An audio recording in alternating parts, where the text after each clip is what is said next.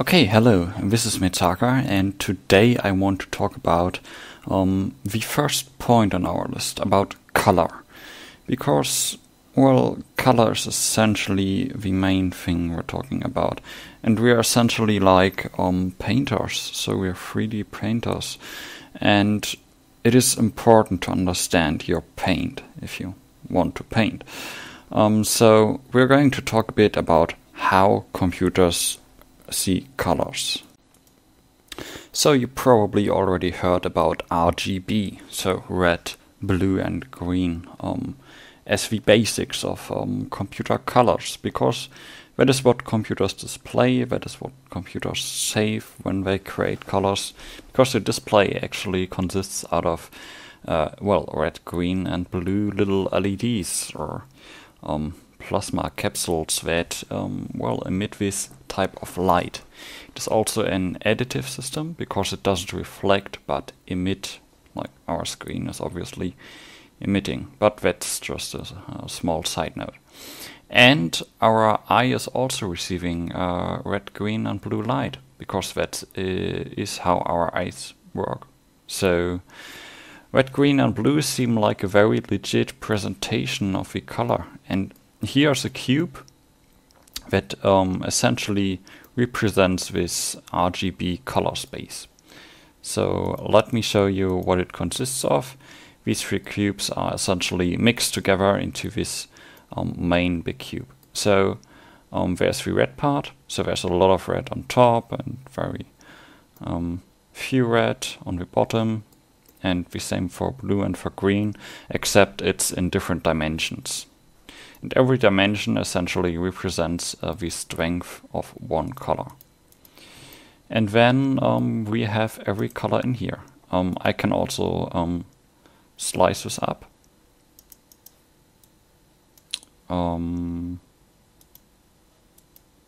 Yeah, there we go. So that we can, have a look at the colors in here.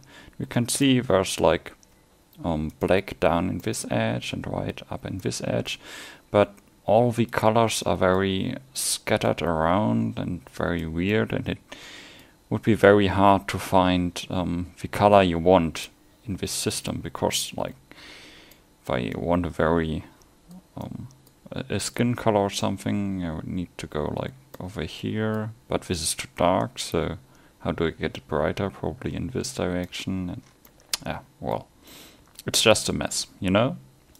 It's not really usable for artists, for human beings that want to create a nice color.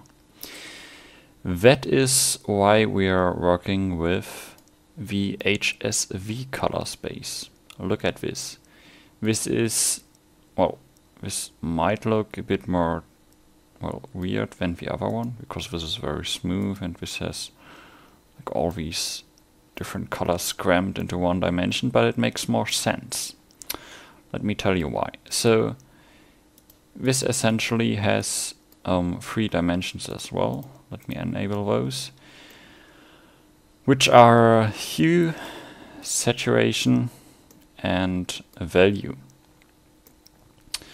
Now, to explain these different colors, hue is essentially what we mean when we say like red or green or blue. It's like the color, the type of color that we have. So it's like the rainbow, the full spectrum that we have over here. And that is the hue.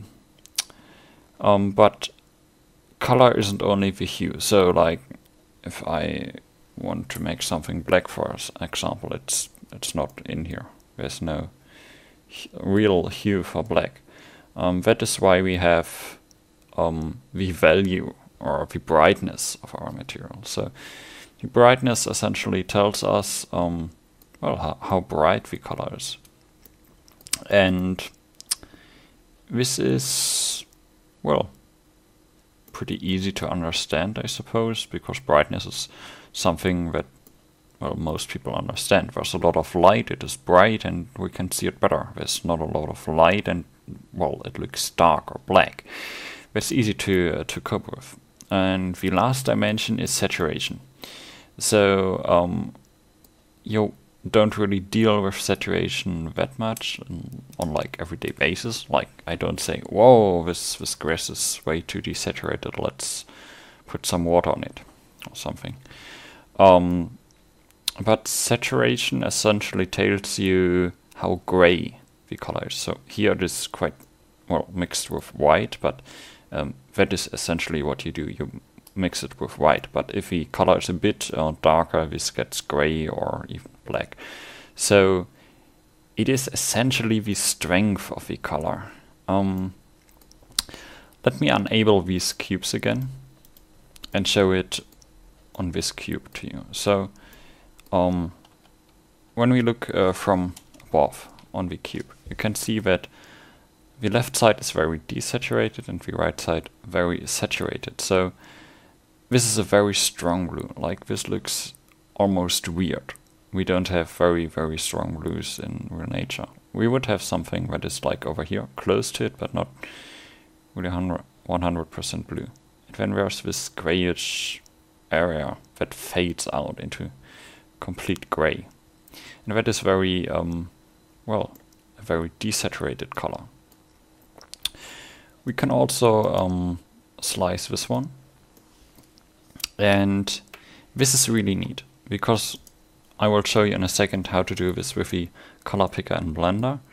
But you can see that if I, example, want a blood type of color, like when I go to red, maybe a bit orangish red over here, which is this slice, and then I can see maybe it's down here, like it's not fully saturated, but pretty dark. Should probably be more reddish, and this would be like blood type of color. And you can see that it is very easy, because I can just say green, saturated, yeah, quite dark, and then I end up somewhere on this map. This is really easy to use for artists. So in Blender, what we have, if we create a new material and, well, pick a color, it is weird again, because this is an even different method of mapping it. It is not with a cube, but with a cylinder, essentially. So you have this main plane of the cylinder, and this is the height of the cylinder. Which is nice, but isn't really good. Because if you want to have a desaturated color, like you want to do ice cream or something like that, which can be quite desaturated, or like a very whitish sky color or something, you would need to pick very, very carefully over here. And that is hard. That is why you shouldn't use the circular color picker. It is good because it has Hsv and it's quite, well, easy to use, but many people don't understand what this is. Like, there's white in the center, so it's brightness or something. No, it's not. It's saturation. But yeah, it's not that nice to use. That is why we have different color pickers in Blender.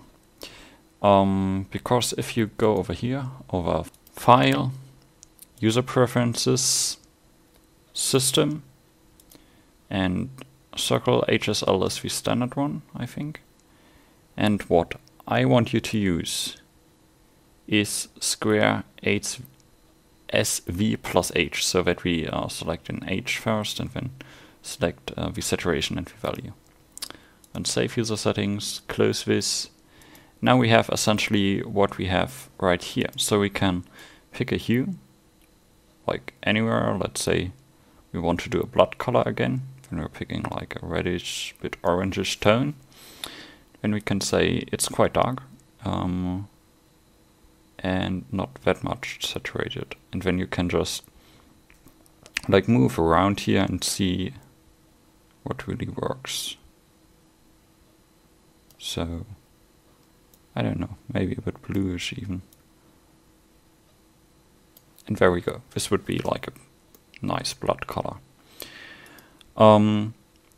Yes, this is really, really nice, because you can also control well, what tint your color had. For blood it is quite obvious. You can also use, well, more yellowish tones. I guess for blood it's not that important, but I guess it's bluish. But for greens it's really important. First of all, greens are a bit less saturated normally. And like this full green is really weird. What looks nice is a mix between yellow and green.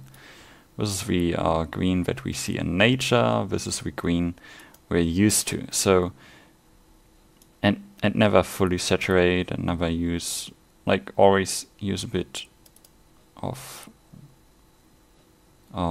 distance to the edge, because we don't have something that is 100% white or black or fully saturated. We normally have like mixed colors. So this would be a nice grass color or something.